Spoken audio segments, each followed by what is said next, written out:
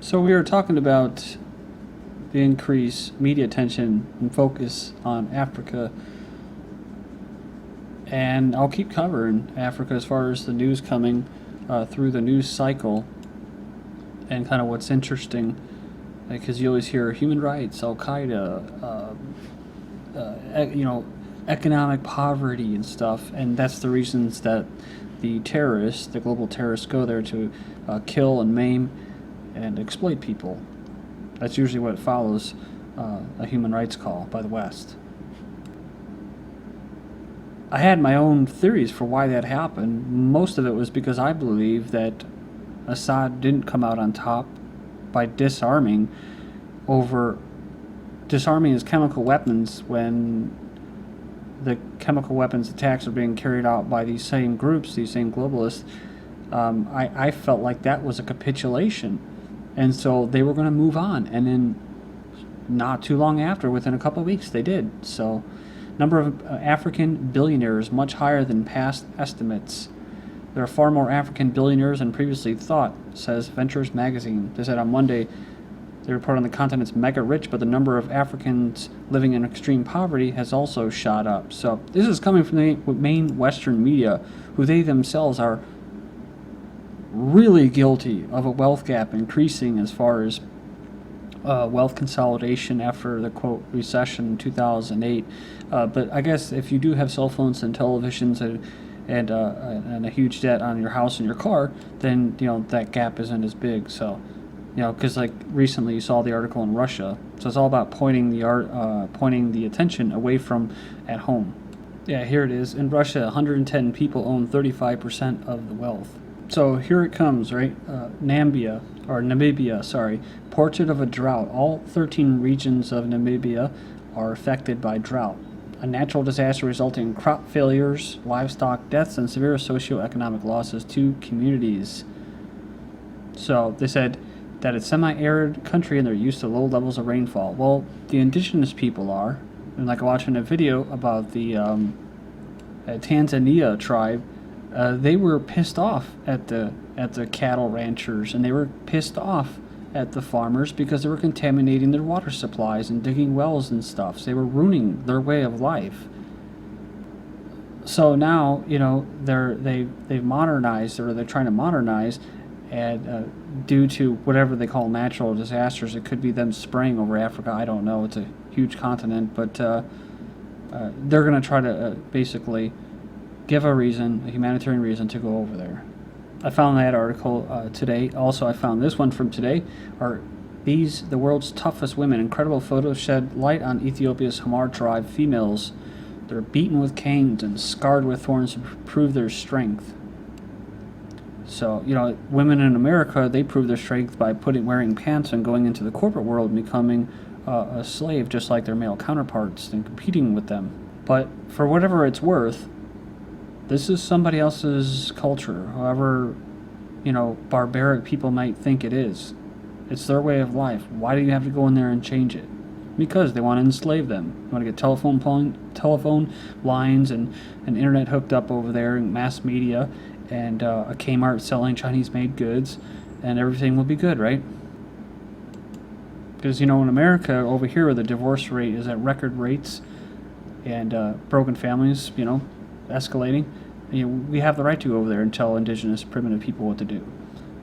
They've only been doing it for, hundreds of years, if not 1,000.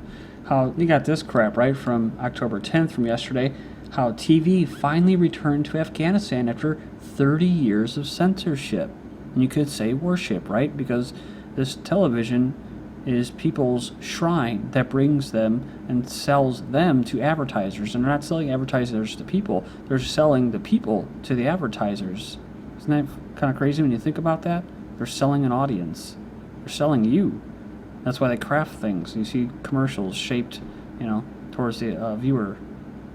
It's all based off consumerism and worshiping money to have more money. So this is what they're going to bring for them, right? Instead of being out playing whatever or on a farm using their imaginations, they got the tube spitting out all kinds of propaganda to subvert their culture. Because the monetary system is a religion, right? And you'll have people like this, when they worship money, they want to show it. This is an actual picture of a woman that posted something. She's being investigated for tax fraud. So it says here that Philippine socialite who bragged of her lavish U.S. lifestyle online is investigated by a taxman after they saw a photograph of her in a bath full of cash. So, that's her god. And of course, the government, the biggest mob or thugs of all, they want their cut. When those Afghan children are forced into the schools and they don't like it, or it's not conducive to them naturally, they'll put them on drugs and Ritalin, right? Here's a mother high on Ritalin, swung her baby around like a baseball bat in Connecticut. So, back to Africa, right? And killing whatever culture they have left there. Mali Islamists blow up bridges. So I was talking about keep an eye on Mali, North Africa, certain countries like Somalia. Says, so now the terrorists are there, right? They're blowing up bridges near Mali's north town. So France says its forces killed 10 Islamist militants in Mali. See how that works? Wherever you want to go, Al-Qaeda appears. It says it will delay the French troop withdrawal. Oh, I'm sure the French are going to lose sleep over that. France prepares for war in Central African Republic. Why? Because as the Central African Republic faces an Islamic takeover, because you got the actual rebels, the people that are rebelling against a centralized government that's usually a proxy puppet government for the West to exploit resources, you actually have Al-Qaeda. And Al-Qaeda, they go there to give those guys a bad name. France is planning to send more troops in and is pushing for UN intervention in its former colony. They've also pushed that for Mali as well, which the UN has authorized as of this year, troops, or at least support. Says Islamic attacks on Christians are increasing. In response, Christians have banded together and been accused of attacking Islamic civilians. Again, these are the Wahhabists or Salafists that was spread out of Saudi Arabia, the U.S., the Western powers that are doing the same thing in Syria. And just like in Syria, you had what? You had Shiites, Sunni Muslims, Christians, all types, sects, even Jews, all living together peacefully for a very long time. Then come the Al-Qaeda Sunni, radical Sunnis. Basically what? The turd in the punch bowl. Rape, murder, and machete attacks have been common. Well, yeah, it's just like Syria where they're beheading people and pulling out eating hearts. That's what the U.S. is supporting, Obama. Ex-Central African Republic heads seek support in Africa. Deposed former Central African Republic president and East Africa, in all likelihood, will seek support to regain power. He has been ruling over a former French colony for a decade, had to flee to Cameroon in March after rebels captured the riverside. So those are probably just regular people, rebels. And then he arrived in France, says he nurtured ambitions to returning power. So I guess they're going to support them, right? Based off this, they're going to go help them. Zimbabwe protests U.S. diplomatic harassment at the United Nations. Zimbabwe's foreign ministry says it has summoned the U.S. ambassador to protest harassment of the Zimbabwean leaders at the recent UN General Assembly, October 8th. Talking about accusing them of human and democratic rights violations. The hypocrisy, right? Gambia, I think that's how you pronounce it, accuses UK of attempt to topple government. This is from Wednesday, October 9th. They accuse the U.S. and Britain of fomenting multiple coup attempts and supporting the opposition in a bid to topple the president and destabilize the country. They've continued the relentless efforts to destabilize the country, desperately using every means possible, from sponsoring coup plots to financing the opposition and mounting a vigorous smear campaign. So he's probably right. Protests, so I don't know why these videos for Press TV aren't working, but protests sought to topple Sudanese government. From October 9th, Sudanese president says the recently deadly protest in his country has been part of an effort made to overthrow his government. He's quoted as saying they brought agents, thieves, and hijackers, and he says Khartoum will be overthrown. That's what Gaddafi said before. That basically, he said that it was Al-Qaeda that came in from outside. So I saw this article from October 8th, 3 days now.